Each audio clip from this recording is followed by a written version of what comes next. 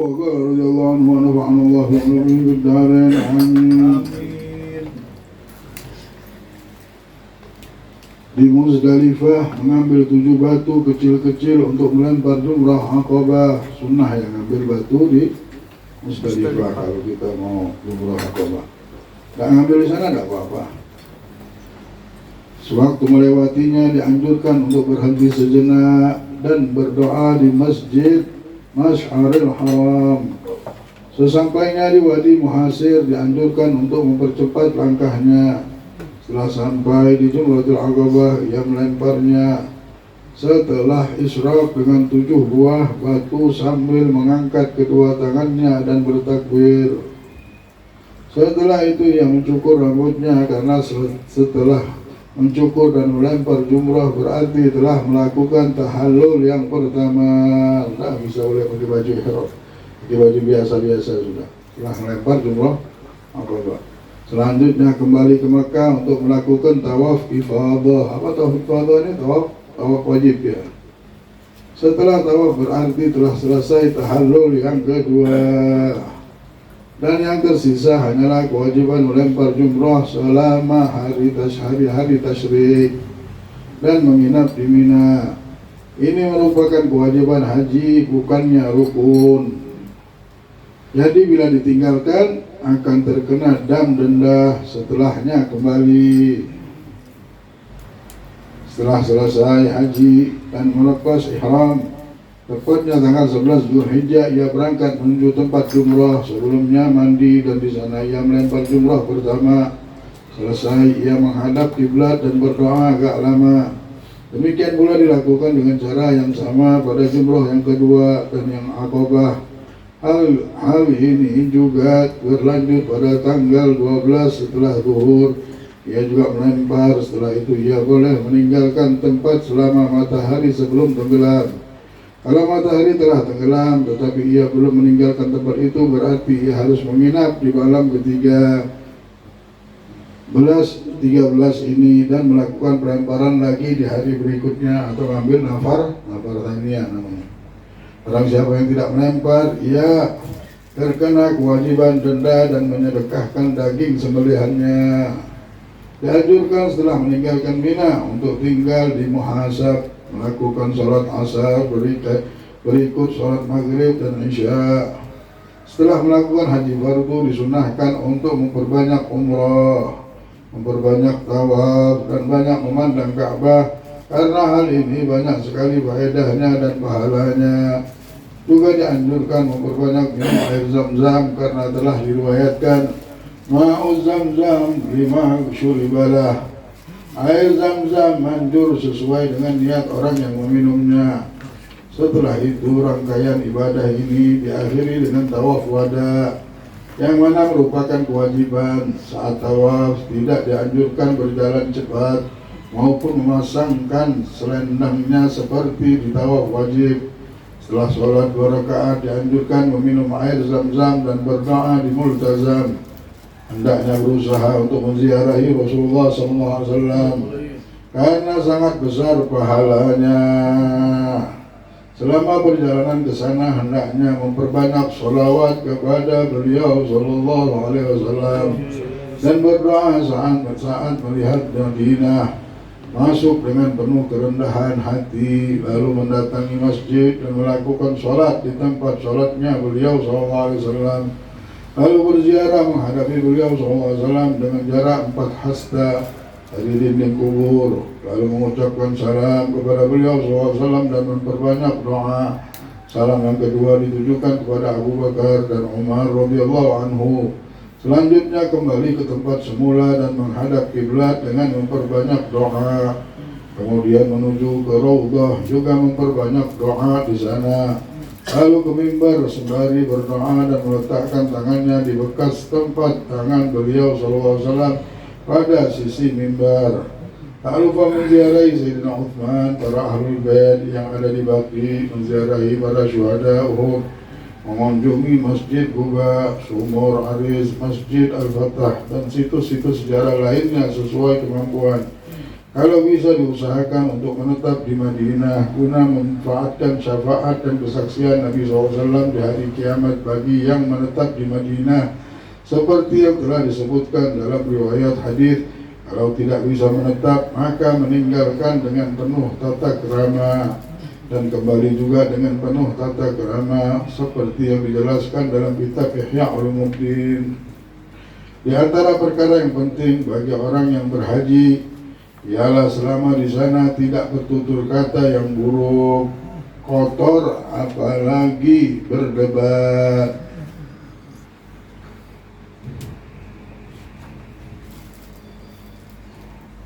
Juga dianjurkan berpenampilan sederhana, memakai baju yang agak kasar tanpa memakai baju yang mewah, seperti yang telah diriwayatkan dalam hadis disebutkan dalam firman Allah, "Tsumma tafatahum." Kemudian hendaknya mereka membersihkan noda-noda mereka. Dalam ayat ini yaitu mereka yang berpenampilan seperti memakai pakaian yang penuh dengan debu dan rambut yang tidak rapi. Cara membersihkannya adalah dengan mencukur rambut dan yang lainnya. Hendaknya tidak mengenakan pakaian mewah dan yang berwarna merah. Hendaknya memperlakukan binatang tunggangannya dengan baik dan memperlakukan pembantunya dengan baik pula. Disunnahkan untuk menyembelih binatang kurban dengan memilih hewan yang paling mahal, karena hal ini adalah amalan yang paling dicintai oleh Allah, seperti yang dijelaskan dalam riwayat hadis. Sesungguhnya pada setiap bulu dan setiap tetesan darah binatang kurban berpahala satu kebaikan. Semangat haji hendaknya ia tampakkan dengan mengeraskan suara talbiyahnya dan menyembelih binatang kurban. Ketahuilah, perumpamaan perjalanan ke haji ibarat perjalanan menuju akhirat. Jadi berpamitan untuk berangkat sama seperti pamitan saja menjelang kematian. Meninggalkan kota sama seperti meninggalkan dunia ini. Menaiki kendaraan unta sama saja menaiki tandu jenazah. Pakaian ihram sama seperti kafan. Melewati daerah pedesaan sama seperti melewati alam di hari kiamat. Khawatir akan adanya penyamun di tengah jalan sama seperti menghadapi mungkar dan nakir. Binatang buas di padang pasir sama seperti kalajengking dalam kubur. Takut berjalan sendirian sama seperti takut dalam kubur. Ucapan talbiyah sama seperti memenuhi panggilan untuk kebangkitan. Dan beginilah seterusnya, hendaknya pada tiap-tiap momen ritualnya teringat pada hal-hal yang sama kaitannya dengan kematian. Allah berfirman, "Wa ma yatadzakkaru illa man yunib." Dan tidak seorang pun dapat mengambil pelajaran dari kejadian itu kecuali seorang yang taat, orang yang sudah pengen akhirat. Orang yang tahu bahwa jalan hidup ini ke akhirat, mereka baru bisa sadar hidup ini. Tapi kalau orang ini melihatnya dunia terus, yang disebut dunia terus, perjalanan kemanapun tidak akan menjadikan dia pelajaran. Tapi kalau orang sudah ingat akhirat, buka mata sudah ingat akhirat. Buka mata melihat makhluk-makhluk Allah sudah melihat ingat akhirat. Sedikit-sedikit ingat akhirat, lagi menyendiri ingat akhirat, lagi dia tahu bahwa itulah tempat tinggal yang abadi. Maka dari itu jangan pernah merasa lama hidup di dunia ini. Ini dunia sa'ah. Rasulullah ingatkan terus sama sahabatnya, dunia sesaat, dunia sesaat. Ada bangkai waktu itu. Rasulullah SAW melihat bangkai anjing. Sahabatku, kalian lihat itu. Kami melihatnya ya Rasulullah. Makanlah bangkai itu, kata Rasulullah. Ya Rasulullah, masa kami makan bangkai seperti ini? Kenapa kalian tidak mau? Jorok ya Rasulullah, jijik gitu. Inna dunia la akhbas min dzalik. Sesungguhnya dunia lebih jorok daripada itu. Ya Allah, orang yang sudah Nabi Muhammad ini tingkat kesadarannya tinggi. Ya hidup di dunia ini tahu benar ini bersih, ini kotor, ini apa. Nah kita tidak bisa ambil berapa persennya tadi, tahu benar bahwa dunia ini tempat yang sebentar. Minimal itu. Minimal kita sudah benar-benar sudah siapkan target kita ini, memang tidak akan kita lepaskan benar-benar. Target kita harus kita dapatkan setiap hari, kita nabung misalnya. Nabung apa? Nabung kebaikan. Untuk beli apa? Untuk mendekat sama Allah, untuk mendapatkan ridhonya Allah, untuk masuk surga. Jangan sampai, ya Allah, jangan sampai tergadai surga kita. Jangan sampai. Kita bisa beli apa di dunia ini? Tidak bisa beli apa-apa juga.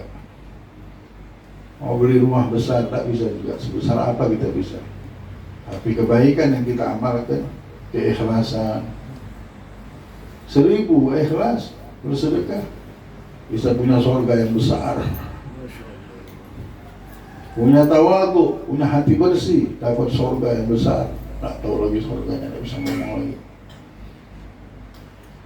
La ilaha illallah Muhammadur Rasulullah. Nah, mudah-mudahan dengan kita bersama-sama ini, tidak ada yang ini, bersama-sama dibilang seorang ini yang berkumpul, mengajar, yang belajar. Mereka ini seperti pedagang, kasyarikan dibilang, seperti orang yang berdagang lagi berdagang, membuat keuntungan. Yang jual bagaimana untung, yang beli untung. Begitulah penuntut ilmu dan yang mengajarkan ilmu ini. Mereka dua-duanya beruntung. Jikalau keduanya ini kompak, jikalau keduanya ini memang benar-benar mau berserikat, mau berjoin, bekerja sama. Kerja sama untuk apa? Untuk akhirat, gitu. Untuk mendapatkan ridhonya Allah. Tidak jauh ternyata akhirat ini dekatnya. Jangan kita sangka jauh ini negeri, sudah dekat semuanya, sudah. Kisah akhirat ini bukan kisah yang jauh, kisah yang dekat. Yang sebentar lagi semuanya menghadap. Kita rata-rata di sini di atas umur 40 tahun semuanya. Mungkin yang sudah kita lewati dari umur kita ini lebih panjang daripada apa yang akan kita hadap. Itu sudah lama 40 tahun. Sisa belum tentu kita hidup. Ada yang setahun lagi, ada yang setengah bulan, ada yang tak tahu lagi. Kalau kita mikirnya panjang benar di dunia ini, akhirnya lepas akhirat.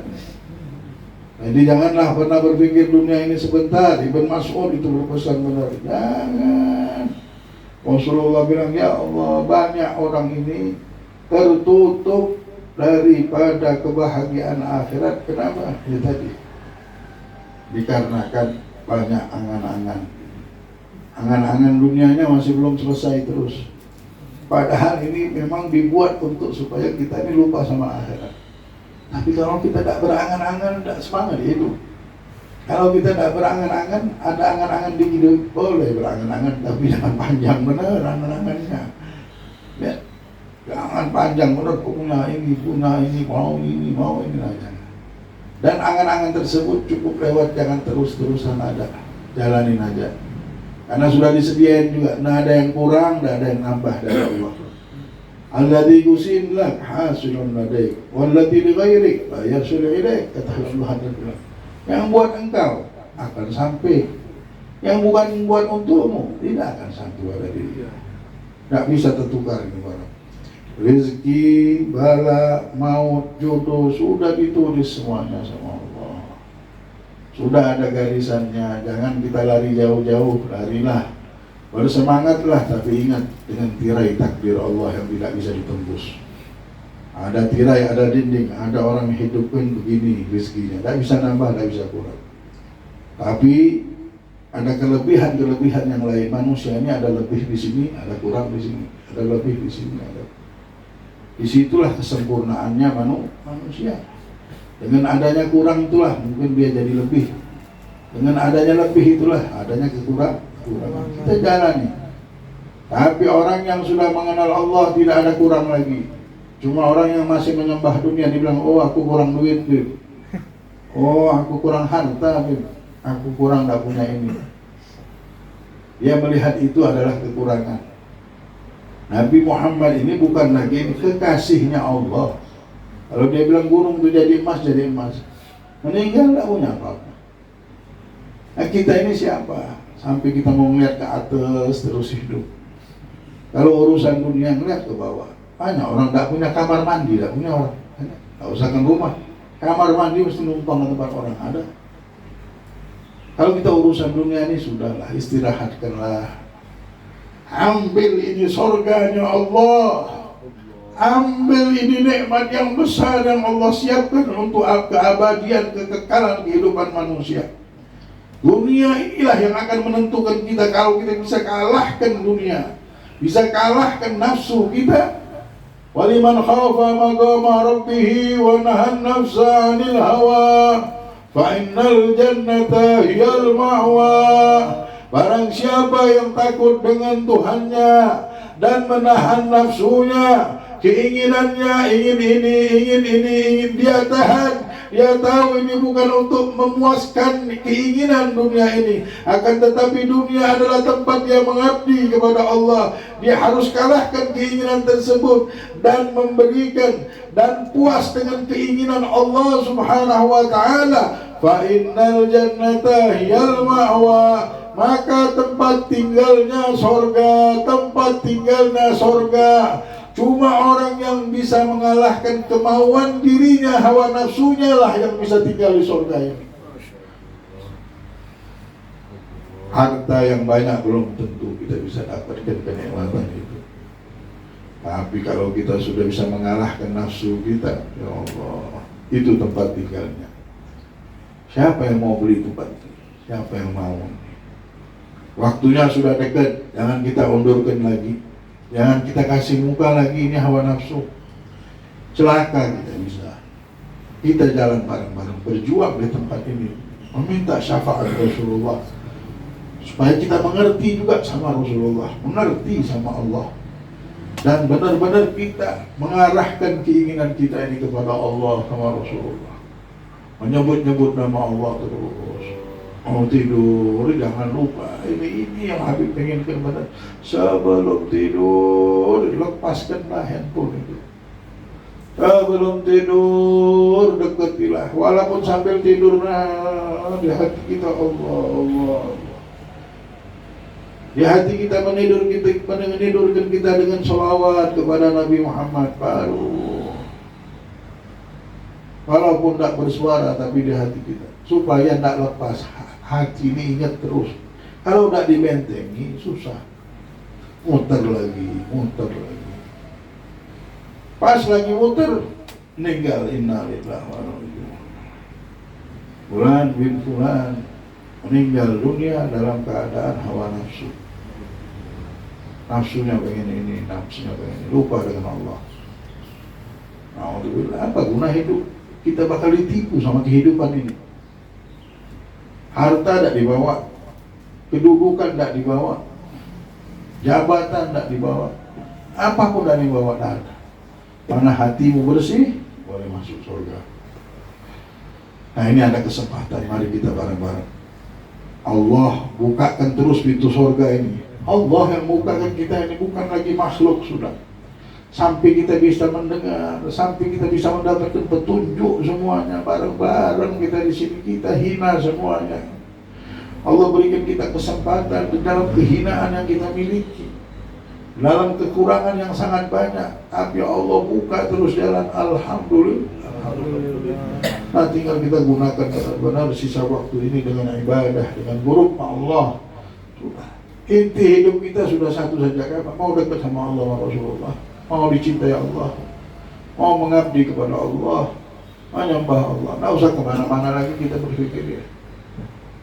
Urusan apa? Urusannya kita sama Allah.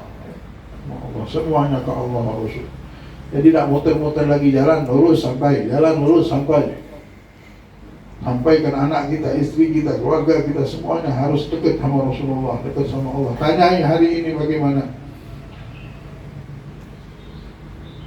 Di sebagian tempat, di tempat kita, ada kita di antara keluarga begitu, tugaskan, ada yang nugaskan, tak tahu. Kalau misalnya ada yang sini mau buat gerakan itu bagus, gerakan sholawat namanya.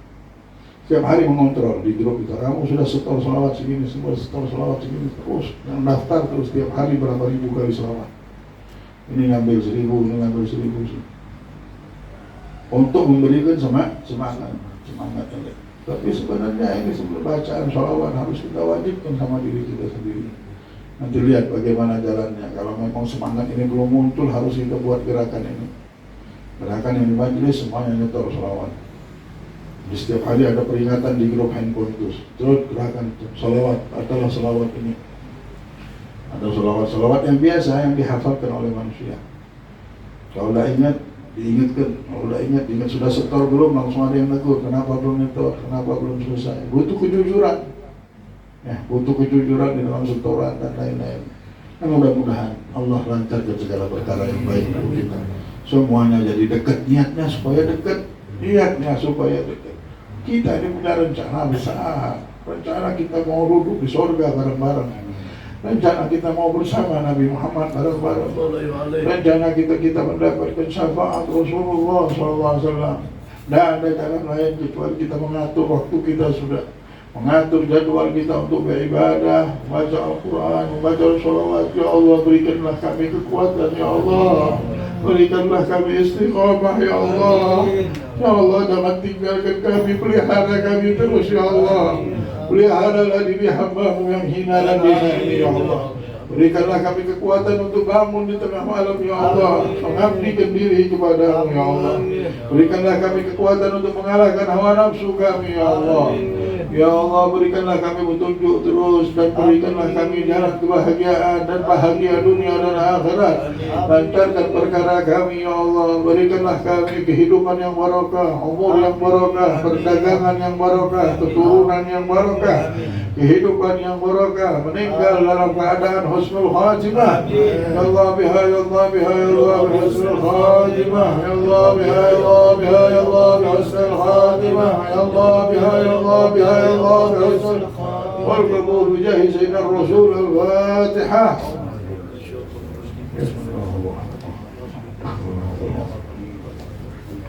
Bismillahirrahmanirrahim.